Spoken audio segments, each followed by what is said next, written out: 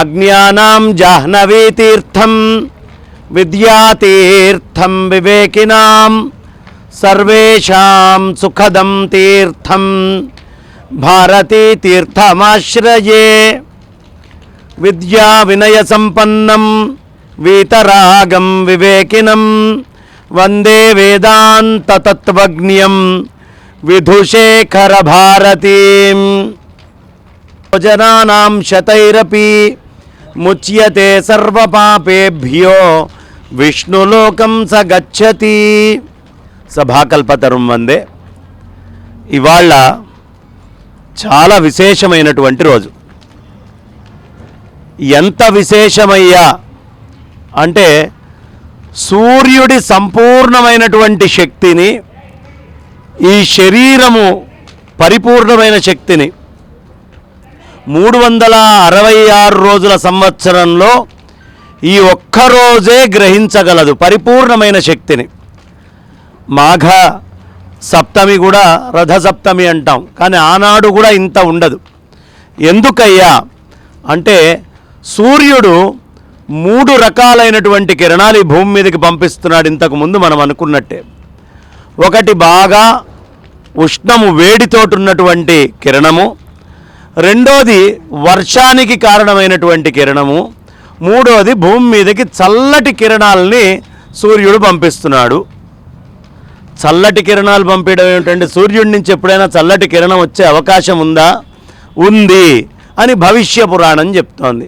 ఎలా వస్తాయి ఈ చల్లటి కిరణాలు అంటే సూర్యుడి యొక్క కిరణాలు చంద్రుడి దగ్గరికి చేరి ఆ చంద్రగ్రహం మీద నుంచి పరోక్షంగా మనకి రాత్రిపూట వచ్చేటువంటి కిరణాలన్నీ సూర్యకిరణాలే.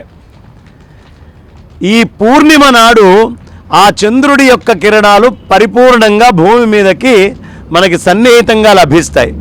అంటే ఉదయం సూర్యశక్తిని తీసుకోవడం అనేది ఒక సంప్రదాయం. కార్తీక మాసంలో సాయం పూట అవసరమైనటువంటి సూర్యశక్తిని శరదృతువులో గ్రహించగలుగుతాం. కానీ ఈ రెండిటినీ గ్రహించగలిగేటటువంటి శక్తి ఎక్కడైనా ఉంది అంటే అది కేవలం మాఘ పూర్ణిమ నాడు మాత్రమే. దీనిని మహామాఘి అని పిలుస్తారు. ఈ మాసము పేరే మాఘమాసము. మాఘమాసము అంటే అఘ, అఘము అంటే పాపము. ఆ పాపాన్ని మొత్తాన్ని తీసేసేటటువంటి మాసమే మాఘమాసముగా మనకి చాలా ప్రత్యేకంగా చెప్పబడుతుంది. కాబట్టి అయ్యవారు సూర్యనారాయణ వేదపారాయణ అని పిలుస్తాం. సాక్షాత్తు ఎవరయ్యా? ఆ విష్ణుమూర్తే సూర్యనారాయణమూర్తి వారి యొక్క రూపాన్ని ధరించి ఈ భూమిలో ఉండే సమస్తాన్ని ఇచ్చి అనుగ్రహిస్తున్నాడు. మరి అమ్మవారు చంద్ర విద్య అని మనం పిలుస్తూ ఉంటాం.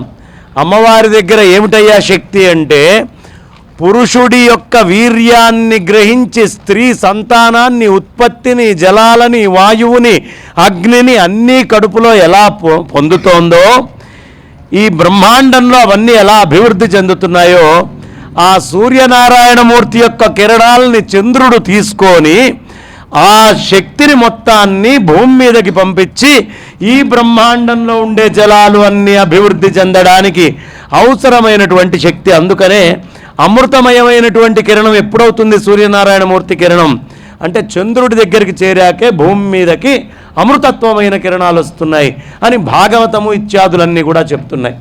కాబట్టి అయ్యవారిని సూర్యనారాయణమూర్తిగా, అమ్మవారిని చంద్రుడిగా పోలుస్తూ ఆ సూర్య కిరణ రేతస్సు మొత్తము చంద్రుడిలోకి వెళ్ళి ఆ చంద్రుడి నుంచి మొత్తము జగత్తు ఉత్పత్తి కడుపులో ఎట్లా అయితే గుమ్మ నీరు దగ్గర నుంచి పంచభూతాలు మాతృగర్భంలో ఎలా ఉన్నాయో అలా ఈ మొత్తము ఏర్పడుతూ ఉన్నాయి.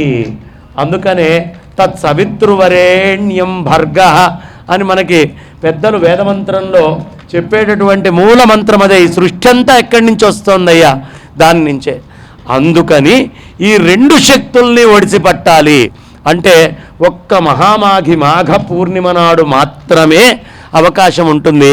అలాంటి రోజున సూర్యనారాయణమూర్తి ఆ పైన ఉండగా చంద్ర విద్యకి మూలమైనటువంటి తల్లిని, ఆ మహాచండిని ఇక్కడికి ఆవాహన చేసుకొని ఆ విష్ణు తేజస్సుని ఇక్కడ ఉండేటువంటి రేతస్సుని రెండిటిని ఏకము చేసి మనం చేస్తున్నటువంటి ఈ యాగము మిగతా అన్ని నెలల్లో కంటే కూడా చాలా విశేషమైనటువంటి యజ్ఞం కింద ఇది మనకి చెప్పబడుతూ ఉంటుంది. ఇక మాఘమాసము అన్ని మాసాల కంటే ఎందుకంటే ప్రత్యేకత అంటే ఒక్క నిమిషంలో చెప్పి ముగిస్తాను. శంకర భగవత్పాదాచార్యుల వారు పంచాయతనము అని మనకు ఏర్పాటు చేశారు. షణ్మతాలని స్థాపన చేశారు. ఈ పంచాయతనము అనేటటువంటిది ఏమిటి అంటే సూర్యనారాయణమూర్తి కూడా అందులో ఉన్నాడు, పరమేశ్వరుడు ఉన్నాడు, మహాశక్తి ఉంది, విష్ణుమూర్తి ఉన్నాడు, గణపతి ఉన్నాడు. ఈ ఐదుగురిని కలిపి పంచాయతనం. ఇందులో నాకు విష్ణుమూర్తి ఇష్టం అంటావా, విష్ణువుని మధ్యలో పెట్టుకో, మిగతా నలుగురిని అటు ఇటు పక్కన నాలుగు పక్కలా పెట్టుకో. లేదు నాకు అమ్మవారి ఇష్టం అంటావా, అమ్మని పెట్టుకో. లేదు పరమేశ్వరుడు ఇష్టమా, పరమేశ్వరుణ్ణి మధ్యలో పెట్టుకో. లేదు సూర్యనారాయణమూర్తి అంటే ఇష్టమండి, ఆయన్ని పెట్టుకో. గణపతి నాకు ఇష్టమండి, గణపతిని. కానీ మిగతా నలుగురిని వదిలిపెట్టకూడదు అని చెప్పినటువంటి ఏకైక ఆచార్యులు ఈ సృష్టిలో ఎవరైనా ఉన్నారు అంటే అది శంకర భగవత్పాదాచార్యుల వారు, వ్యాసుల వారి తర్వాత ఈ కలియుగంలో. కాబట్టి దేవతల్ని ఈ దేవుణ్ణే కొలువు, ఈ దేవుడు అక్కర్లేదు, ఈ దేవుడు జోలికి వెళ్ళకూడదు, ఇలాంటిది ఏనాడు శంకర భగవత్పాదాచార్యుల వారు బోధ మనకి చేయలేదు. నీకు ఇష్టమైంది తీసుకో, కానీ ఈ దేవతల్ని పక్కన ఉంచుకొనే పూజించు. అందులోనూ విశేషంగా షణ్మత స్థాపన చేశారు. సుబ్రహ్మణ్యుడు, షణ్మతం అంటే సుబ్రహ్మణ్యుడు. మరి ఏమిటండి సుబ్రహ్మణ్యుడు ఇక్కడ లేడా అంటే పంచాయతనంలో సుబ్రహ్మణ్యుడు లేడు. కానీ అక్కడ మనం దీపారాధన వెలిగిస్తాం, ఏ పూజ చేసినా దీపం వెలిగిస్తామే. తాం అగ్నివర్ణం అని అమ్మవారిని ఎలా అగ్నివర్ణంగా చెప్తామో అగ్నిర్నః పాతు కృత్తిక, ఇక్కడ అగ్నిస్వరూపంగా చెప్తాం. ఆ అగ్నులే సుబ్రహ్మణ్య స్వామి. కాబట్టి షణ్మత స్థాపన పంచాయతన పూజ జరుగుతోంది. సాక్షి సుబ్రహ్మణ్యుడు, అగ్నిహోత్రుడు సాక్షి. కాబట్టి సుబ్రహ్మణ్యుడి సాక్షిగా పంచాయతన పూజ చేస్తున్నాం. ఏమండి ఇంతేనా అంటే కాదు. నీ ఉపాధి ఏదైతే ఉందో ఈ దేవతార్చన పంచాయతనాన్ని చేయడానికి అర్హత కలిగినటువంటి ఉపాధే సుబ్రహ్మణ్యం. కాబట్టి సుబ్రహ్మణ్యుడు ఎక్కడో లేడు, పంచాయతనాన్ని ఎవడు పూజ చేస్తున్నాడో వాడే సుబ్రహ్మణ్యుడు అయ్యున్నాడు. అందుకని సుబ్రహ్మణ్యం, ఆ బ్రహ్మణ్యం అనే శబ్దంలోనే పట్టు అర్థము అన్నీ కూడా నిక్షిప్తమై ఉన్నాయి. అయితే ఈ మాఘమాసంలో ఆ ప్రత్యేకత ఉందండి. ఈ మాఘమాసంలో మాఘ శనివారాలు విష్ణుమూర్తికి, వెంకటేశ్వర స్వామి వారికి అత్యంత ప్రియం. అందుకనే మాఘమాసం శనివారం మనమంతా కూడా పొంగళ్ళు చేసుకోవడం, ఆ సూర్యనారాయణమూర్తితో పాటు వెంకటేశ్వర స్వామి వారికి కూడా పొంగళ్ళు నివేదన పెడతాం. కాబట్టి వెంకటేశ్వర స్వామి విష్ణు స్వరూపానికి మాఘ శనివారం, మరి శివుడికి మాఘ సోమవారాలుతో పాటుగా చాలా ప్రత్యేకంగా మనందరికీ తెలిసినటువంటి మహాశివరాత్రి. ఆయన ఉద్భవించింది లింగ రూపంలో శివరాత్రి నాడు, అది మాఘమాసంలో వస్తుంది. మాఘకృష్ణ చతుర్దశి ఘడియల అర్ధరాత్రి 12ంటికి ఎప్పుడు ఉంటే అప్పుడు దానిని శివరాత్రిగా పిలుస్తాం. అంటే మాఘమాసంలో విష్ణు వచ్చాడు, శివుడు వచ్చాడు. ఇదే మాఘమాసంలో బ్రహ్మదేవుడు సృష్టి రచన చేస్తున్నాడు. ఆయన ఏం చేసినా సరే పాపం ఏదో ఒక లోపం రావడం మొదలుపెట్టింది. ఇప్పుడు ముక్కు ఇలా కిందకుంది. ఆయనకు అప్పట్లో బుద్ధి ద్యోతకం కాక ఈ ముక్కుని పైకి పెట్టాడు. అప్పుడు ఎవడైనా బయటికి వెళ్తున్నాడు, ఉన్నట్టుండి వర్షం పడుతోంది. వాడి పరిస్థితి ఏమిటి? వాడికి ఇష్టం ఉన్నా లేకపోయినా ముక్కులోకి నీళ్లు దిగుతాయి. దాంతో ప్రజలందరూ వెళ్ళి గగ్గోలు పెట్టడం మొదలుపెట్టారు. ఏమయ్యా నీ సృష్టి, నువ్వు ముక్కులో నీళ్లు పడుతున్నాయి, ఇన్ని ఇబ్బందులతోటి సృష్టి చేస్తే ఎట్లా అన్నప్పుడు ఆయన మళ్ళీ సృష్టి రచనని ఆపి ఒక మహా తపస్సు చేశాడు. ఆ తపస్సు చేసినప్పుడు మాఘకృష్ణ చతుర్థి నాడు విఘ్నేశ్వరుడు వక్రతుండ గణపతిగా ప్రత్యక్షమయ్యి, నాయనా ఏమిటి అని అడిగాడు. అంటే పార్వతీ పరమేశ్వరుల పుత్రుడైనటువంటి వినాయకుడు కాదు, ఆ వినాయకుడు ముందు నుంచి ఉన్నవాడు. వాళ్ళు ప్రార్థన చేస్తే వీళ్ళకి సంతానంగా వచ్చాడు. అందుకనే పార్వతీ పరమేశ్వరులు వాళ్ళ వివాహంలో కూడా గణపతి పూజ చేసుకునే వివాహం చేసుకున్నారు. కాబట్టి మూలాధారజు నాదమెరుగుటే ముదముగ మోక్షముర, మూలాధారజుడు ఎవరు? గణపతి. కాబట్టి ఆ గణపతి రుద్రుడికి ఉమాదేవికి కూడా ఉన్నాడు. అలాంటి గణపతి వక్రతుండ గణపతి, ఆయన అభయం ఇచ్చాడు, నీకు సృష్టి బాగా చేస్తావు పో. అందుకనే దాన్ని సంకష్ట హర చతుర్థి. సృష్టి కార్యంలో బ్రహ్మదేవుడికి వచ్చినటువంటి కష్టాలనే తొలగిస్తే ఈ సృష్టిలో ఉన్న నీ కష్టాలు ఎంతయ్యా అని ప్రతి నెల మనం సంకష్టహర చతుర్థి అని చేస్తాం. ఈ సంకష్టహర చతుర్థి పుట్టడానికి మూలం మాఘమాసం కృష్ణపక్షం చతుర్థి, సంకష్టహర చతుర్థి. కాబట్టి గణపతి కూడా వచ్చాడు, గణపతి వచ్చాడు, శివుడు వచ్చాడు, విష్ణు వచ్చాడు. ఈ మహాపూర్ణిమ, ఈ మాఘ పూర్ణిమ నాడే చాలా విశేషం ఏమిటంటే దక్షుడు రామేశ్వర ప్రాంతంలో సముద్రం దగ్గరికి స్నానానికి వెళ్ళాడు.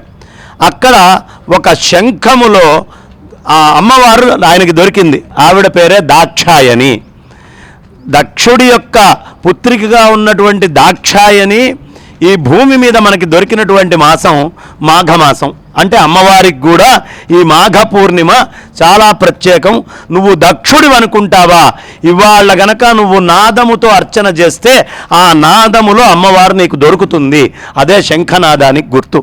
ప్రతివాడు దక్షుడే, దక్షుడు కానివాడు ఎవడెవడు సంతానాన్ని ఉత్పత్తి చేయగలుగుతున్నాడో వాడల్లా దక్షుడే, దక్షాంశే. కాబట్టి దక్షుడైనటువంటి వాడు ఎవడైనా సరే ఇవాళ అమ్మవారిని గనక శంఖనాదం బ్రహ్మనాదంతో పట్టుకుంటే వాడికి అమ్మ లభిస్తుంది అని చెప్తున్నారు. కాబట్టి అమ్మవారు దొరికినటువంటిది. ఇక సూర్యనారాయణమూర్తి మాఘ శుద్ధ సప్తమి, రథ సప్తమి, పూషుడు అనేటటువంటి సూర్యనారాయణమూర్తి ఉద్భవించినటువంటి రోజు. దక్షయజ్ఞంలో ఆయన ఈ ఒక్కసారిగా నవ్వాడట, 2 పళ్ళు తీసి శివుణ్ణి తిడుతున్నప్పుడు పళ్ళు బయటికి కనిపించేట్టు నవ్వాడు. నవ్వితే వీరభద్రుడు వచ్చి ఎరా శివుణ్ణి తిట్టేటప్పుడు నవ్వుతావా అని పళ్ళు కాస్త ఒక గుద్దు గుద్దితే ఊడిపోయినాయి. అందుకని పూషుడు అనేటటువంటి ఆ సూర్య తేజస్సుకి పళ్ళుండవు, పట్టుండదు పట్టుకోవడానికి. ఆ పట్టు దాంట్లో ఉండకుండా జారి వెళ్ళిపోతుంది కదా. కాబట్టి ఏమి పెట్టాలి ఆయనకి అంటే పరవాణాన్ని వండి పెట్టారు. ఆ పూషుడు ఎక్కడున్నాడయ్యా అంటే మన కుడి చెవు దగ్గర ఉంటాడట. మన లోపల పూష, అలం పూష, సరస్వతి, యశోధరి, పయస్విని ఇలా నాడులు అనేకం ఉన్నాయి. చాలామందికి నాడులు తెలిసే ఉంటాయి. గంగా, యమున, సరస్వతి, ఇడా, పింగళ, సుషుమ్న ఈ నాడులు వినుంటారు. కానీ ఈ పూష, అలం పూష అనేటటువంటిది కుడి చెవు దగ్గర నుంచి సౌరశక్తిని ఎక్కువగా గ్రహించుకుంటూ ఉంటుంది. కాబట్టి ఈ శక్తికి అవసరమైనటువంటి మూలం ఇవ్వలేదనుకోండి, వర్టిగో అనేటటువంటి ప్రాబ్లమ్స్ వినుంటారుగా, తల ఇలా తిరిగిపోవడం, ప్రపంచం అంతా తిరుగుతున్నట్టు, ఫ్యాన్లు తిరుగుతున్నట్టు. ఇది దేనికయ్యా అంటే ఈ చెవు దగ్గర జలం ఉంటుంది. ఈ జలము 3 చోట్ల నుంచి త్రివేణి సంగమంగా వచ్చి కలుస్తుంది. మీరు డాక్టర్ని అడగచ్చు, నేను కాదు. మీరు వర్టిగో స్పెషలిస్ట్ ఎవరైనా ఉంటే ఆ డాక్టర్ దగ్గరికి కనుక మీరు వెళ్తే వాళ్ళని అడిగితే ఎందుకు వస్తుందండి ఈ తిరగడం అంటే, ఇక్కడ నీళ్లు ఉంటాయ్యా, ఆ నీళ్లల్లో డెఫిషియన్సీ వచ్చినప్పుడు ఈ తల తిరగడం. మరి ఈ నీళ్ళు ఎవరికి పోతాయి? పెద్దవాళ్ళని, గురువులని, మహాత్ములని. ఎవడు పొద్దస్తమానం దూషణ చేస్తూ ఉంటాడో, గురువుల్ని పెద్దల్ని దూషణ చేసేటటువంటి వాళ్ళకి ఇక్కడ నీళ్లు పోతూ ఉంటాయి. అందుకనే మనకు ఒక సంప్రదాయం ఉంది, గురువుల పేర్లు కానీ పెద్దల పేర్లు కానీ మనం తీసుకున్నప్పుడల్లా చెవి ఇలా ముట్టుకుంటాం. ఆ నీరు అక్కడ ఉంటుంది, అయ్యో నేను గురునామాన్ని తీసుకున్నానే అని స్పర్శ చేస్తాం. ఎవరైతే గురువుల్ని వంక పెడతారో, దేవతల్ని వంక పెడతారో, వేదాన్ని పెడతారో వాళ్ళకి సమస్య వస్తుంది. ఆ సమస్య నుంచి బయటపడాలి అంటే శక్తి వచ్చినా పట్టు ఉండదు. ఈ సూర్యనారాయణమూర్తికి నివేదన చేసినటువంటి ఈ పరవాణాన్ని శుద్ధమైనటువంటి ఆవు పాలు, శుద్ధమైన ఆవు నెయ్యి ఏది పడితే అది కాదు. తీసుకొని ఎవడు నివేదన చేసి సూర్యనారాయణమూర్తికి చక్కగా అలా చూపించి దాన్ని తింటాడో వాడికి ఇక్కడ ఉన్నటువంటి ఆ లోపము అనేది పోయి తలదిరగడం అనేది ఇవన్నీ తగ్గుతాయి. సౌరశక్తిని గ్రహించడం కోసమే జిల్లేడాకుల్ని పెట్టి స్నానం చేయమన్నా సూర్యకారం అని తయారు చేస్తారు బాంబుల్లో, నల్లగా జిల్లేడు వేరు పొడితోటే, దాని పేరే సూర్యకారం. అలా ఏది చేసినా అర్కపత్రము అంటారు, జిల్లేడుని వాడినా, రేగిపండ్లు వాడినా, లేకపోతే చిక్కుడుకాయల్ని వాడినా, చిక్కుడాకుల్ని వాడినా ఇవన్నీ సౌరశక్తిని గ్రహించేవి. కాబట్టి ఇవి పంచాయతన దేవతలు, ఈ పంచాయతన దేవతలు మొత్తము కూడా ఈ మాఘమాసంలో విశేషంగా ఉండి మాఘ శుద్ధ షష్ఠి సుబ్రహ్మణ్య స్వామికి అత్యంత ప్రీతిపాత్రమై రాక్షస సంహారం చేసిన రోజు. ఇంకొక విశేషం, ఇవాల్టి రోజున సుబ్రహ్మణ్యుడు అంటే సామాన్యుడైనటువంటి ఒక కుమారుడిగా భావించబడేటటువంటి ఆయన తండ్రికి కుంభకోణంలో శివతత్వంలో ఓంకారం అంటే ఏమిటి, ఓంకార మహాత్మ్యం ఏమిటి, ఈ శబ్దబ్రహ్మము గొప్పతనం ఏమిటనేది శివుడికి బోధ చేశాడట. కాబట్టి వాళ్ళ గురువుల్ని ఆరాధన చేసుకోవడము, గురువుల యొక్క దర్శనము, గురువుల యొక్క ఆశీస్సులు చాలా విశేషంగా చెప్పబడ్డటువంటి రోజు. అందుకనే మాఘ పూర్ణిమ గురువుల్ని ఆరాధన చేసుకోవాలి అని ప్రత్యేకంగా చెప్పారు. ఆ విధంగా చాలా విశేషమైనటువంటి ప్రక్రియగా ఈ కార్యక్రమం మనం చేసుకున్నాం. ఈ పంచాయతన దేవతలందరూ కూడా చాలా విశేషంగా మా గురువుగారు బ్రహ్మశ్రీ ముదిగొండ శంకర శర్మ గారు ప్రతి సంవత్సరము ఆయన ఈ మాఘ పూర్ణిమ నాడు విశేషంగా కార్యక్రమాలు చేస్తూ ఉండేవారు.